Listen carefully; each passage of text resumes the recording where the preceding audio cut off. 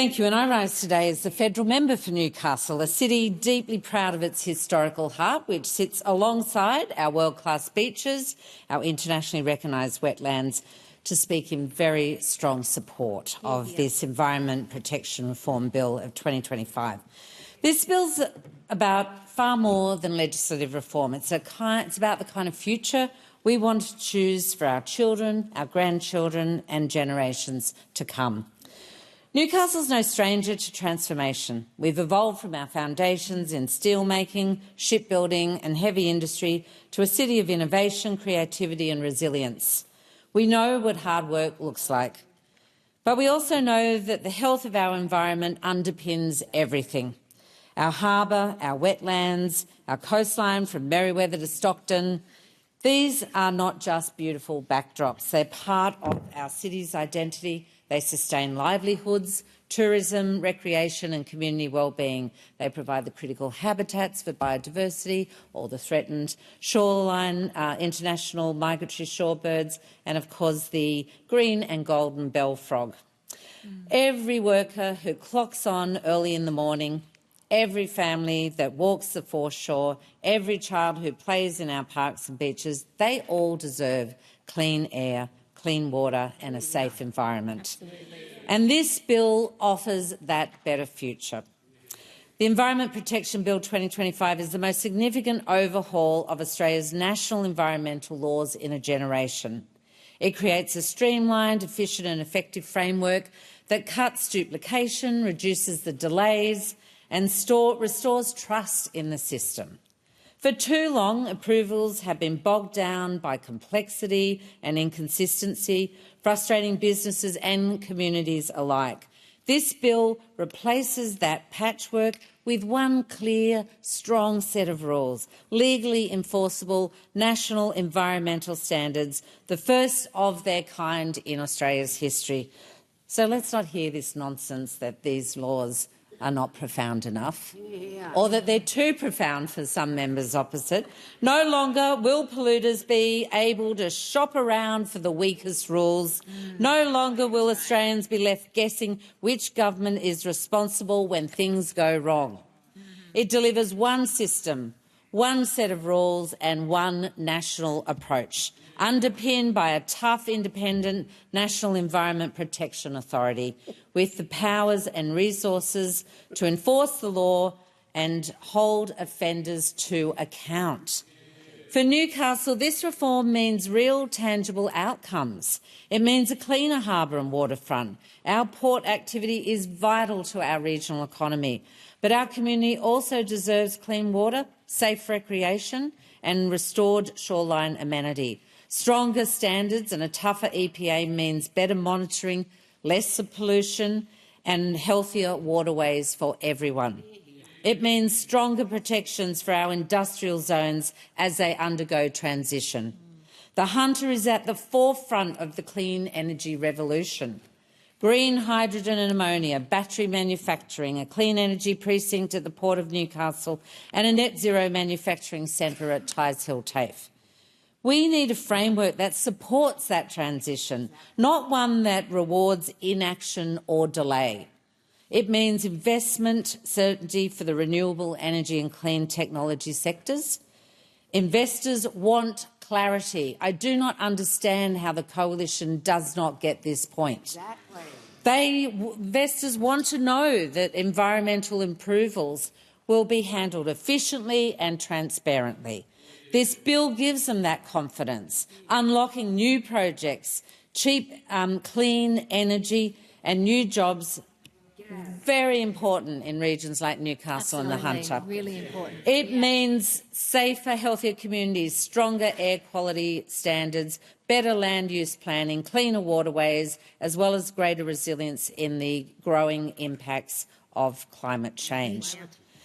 But this bill doesn't just tighten rules, it streamlines processes. For too long, approvals have been mired in duplication. This bill creates a single, consistent framework with efficient, transparent decisions. For too many builders, it takes a long time to get approval for a home to then just to build one. Building on the Australian Labor government's ambitious $43 billion housing agenda, the government announced in August that it would fast-track 26,000 homes currently under environmental assessment. But the measures in this bill tackle the underlying cause of delay while delivering stronger protections for nature. In crafting these reforms, we have looked into three pillars. Firstly, stronger protection and restoration. Secondly, efficient, robust assessments and approvals. Thirdly, accountability, including the National Environmental Protection Authority. When it comes to housing, the Greens choose politics over progress every single time. They worked with Peter Dutton in the last term to block progress here in Canberra. They blocked housing in their local communities, and they offer fantasy fixes that make the housing crisis worse.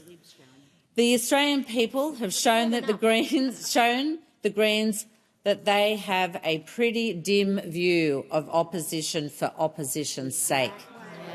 It's time they heeded the message and work constructively with government. That's right. You've got an option. We can work this way, we can work that way. You all should be on board, quite frankly, in the national interest to begin with. But review after review has told us that these laws, our current environmental laws, they're not fit for purpose. We all know that. If you were all honest, you would all admit that yourselves. And in 2020, Professor Graham Samuels delivered that review and made very clear to all that the current system was broken. It's too slow, too complex, too weak. He called for strong national environmental standards and a tough independent regulator to enforce them. Yet since then we've seen delay after delay after delay. And that is fuelled not only by community but political people who take advantage of political games. Graham Samuel himself has warned that the ongoing obstruction by the coalition and disappointingly by the Greens is a betrayal of the Australian government, and he is right. This is our one shot for a once-in-a-generation opportunity to fix a system that has failed both business and nature for far too long. Yep. The Greens want to frame this legislation as a tug-of-war between the environment and the economy. They assert a false choice that you can have one but not the other. And that is simply wrong. You don't have to choose between the environment and jobs or business. You can protect and grow both. Rather than petty political stunts, the Greens should learn their lessons and work with the government to deliver what the Australian people want. The Australian people have voted not once but twice for this legislation. Let's get this done. Because this is the same Greens party that teamed up with the coalition to block the carbon pollution reduction scheme in 2009, setting the stage for a decade-long, indeed decades-long, of climate inaction. They also teamed up to send more of Australia's rubbish overseas, missing an opportunity to create jobs here and protect our environment. Whether it's the climate, housing or environment reform, the Greens have too often put their own political interests above the national interests. And if the Greens now choose to block this legislation, they will only have themselves to blame for the lack of progress on environmental law reform. This bill's not about choosing between the environment and the economy. The two are inseparable. Strong standards provide certainty for investors and fairness for responsible operators. In Newcastle, we've always understood that balance. Prosperity through innovation while protecting our coast and waterways. This bill reflects that legacy. This is nation-building reform. It creates a modern, trusted system of environmental protection. For the first time, the environmental information will be public in real time. For the first time, the Commonwealth will set binding standards. And for the first time, there will be an independent national EPA, a strong cop on the beat. And this is what Australians expect, and it is what Labor is delivering. This is a moment of decision. The people of Newcastle expect us to protect both jobs and the environment. We can deliver the renewable energy and the housing we need while safeguarding nature.